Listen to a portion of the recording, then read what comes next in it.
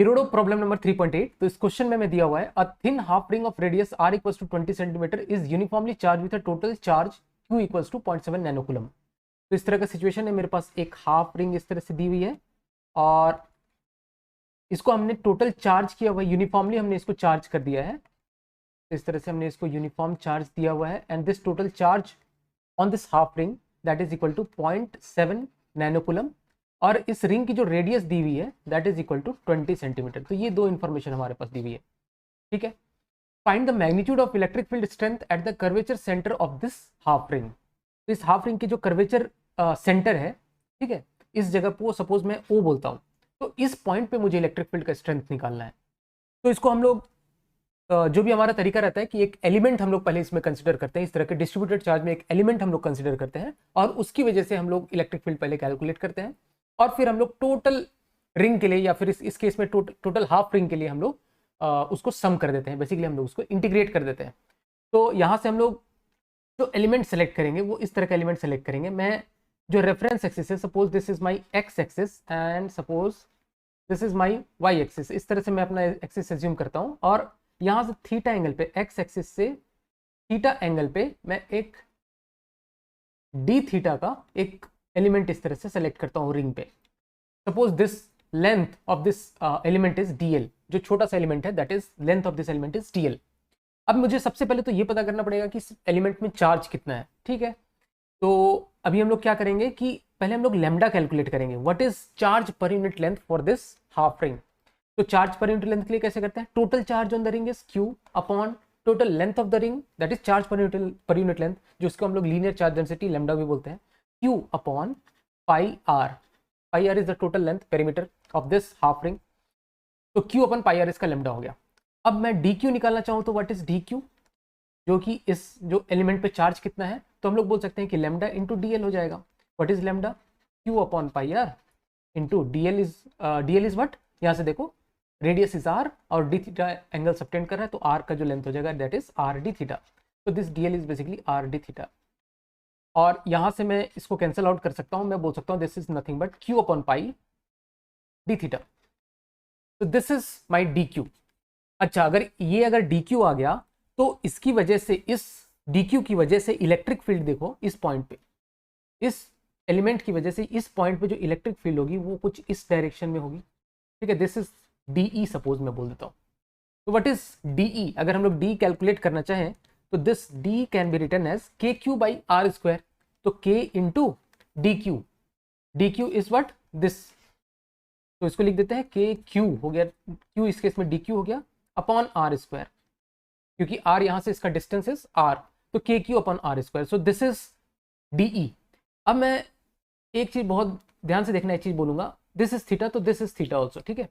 अब मैं बोलूंगा कि D का एक कंपोनेंट आएगा इस डायरेक्शन में जो कि y डायरेक्शन में होगा, नेगेटिव y में है, और D का एक कंपोनेंट जाएगा जो मैं नेगेटिव x में होगा। तो मैं बोल रहा हूं इस हाफ रिंग को अगर मैं टोटल कंसिडर करता हूं तो D का जो cos थीटा कंपोनेंट है, D का जो ये cos थीटा कंपोनेंट है वो रिंग के, मैं सपोज मैं इसको ऐसा बोलता हूं कि रिंग का जो y एक्सिस के इस डायरेक्शन में, y एक्सिस के इधर वाला जो पार्ट है रिंग का, इसको मैं फर्स्ट पार्ट बोल देता हूं, और y एक्सिस के इधर वाला जो पार्ट है इस रीजन को मैं सेकंड रीजन बोल देता हूं, ठीक है। मतलब y एक्सिस के जो राइट साइड में है उस रीजन को जैसे फर्स्ट रीजन में बोला, तो फर्स्ट रीजन के हर एक एलिमेंट की वजह से जो d cos थीटा होगा वो सेकेंड रीजन के हर एक एलिमेंट के d cos थीटा को कैंसिल आउट कर देगा, ठीक है। जैसे मैं बोल रहा हूं कि यहां से थीटा एंगल पे d cos थीटा आया, उसी तरह से यहां से भी एक अगर मैं एलिमेंट कंसिडर करता हूं, इधर का एक एलिमेंट अगर कंसिडर करता हूं जो कि सेम यहां से थीटा एंगल पे होगा सपोज, तो इसकी वजह से भी एक इस तरह का फील्ड आएगा और वो फील्ड का ये जो कंपोनेंट आएगा x कंपोनेंट, वो d के इस cos थीटा को कैंसिल आउट कर देगा, और ये जो कंपोनेंट है d का जो साइन थीटा कंपोनेंट है, d का साइन थीटा जो कंपोनेंट होगा वो ये होगा जो x एक्सिस के अलॉन्ग होगा, इसके अबाउट होगा। तो ये d के साइन थीटा सभी ऐड अप हो जाएंगे, ध्यान से देखो d के साइन थीटा सारे ऐड हो गए और cos थीटा सारे इस तरह से कट के मर गए दोनों साइड। फर्स्ट रीजन के लिए जो भी d का cos थीटा था वो सेकंड रीजन के d cos थीटा को सबको खा जाएगा और बस d के साइन थीटा ऐड हो जाएगा। दैट मीन्स मैं बोल सकता हूं कि जो मेरे पास E नेट होगा at the centre, E net that will be equal to integral of d E का साइन थीटा कॉम्पोनेंट। ये चीज बात समझ में आनी चाहिए, ये बात समझ में आ गई तो बाकी सब कुछ खत्म हो गया। डी का ई नेट हम लोग बोल सकते हैं integral of what is DE, DE is K Q by pi D theta by are square into sine theta, इस तरह से हम लोग लिख देते हैं। अब थीटा कहां से कहां तक वेरी कर रहा है, थीटा वेरिंग फ्रॉम, यहां पर देखो थीटा वाज 0 डिग्री और यहां पे देखो थीटा वाज 180 डिग्री इस केस में, ठीक है। तो theta is varying from 0 to 180 degree, 0 to pi लिख लो, ठीक है। सब इसमें लिखेंगे हम लोग, ऐसा यूनिट में ही लिख रहे हैं तो सब इसको हम लोग रेडियन में ही लिखेंगे। दिस इज फ्रॉम 0 टू पाई। अब इसको हम लोग इस तरह से लिख सकते हैं k Q by pi r square, these are the constants, integral of 0 to pi sine theta d theta. तो this terms become k Q by pi r square into sine theta का इंटीग्रल क्या हो जाएगा, this becomes minus cos theta, और उसकी limit 0 से पाई तक अगर हम लोग पुट करेंगे तो this term will become cos of 0 is 1 और ये चीज हो जाएगा कॉस ऑफ पाई -1, तो ये टर्म हो जाएगा 2kq by pi r square. तो ये मेरे पास रिजल्ट आ जाता है 2kq by pi r square.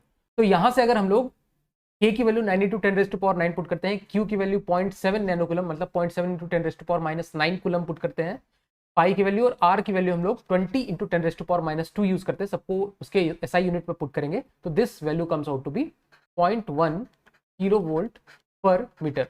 तो ये हमारे पास इस तरह का रिजल्ट आ जाता है। Thank you so much.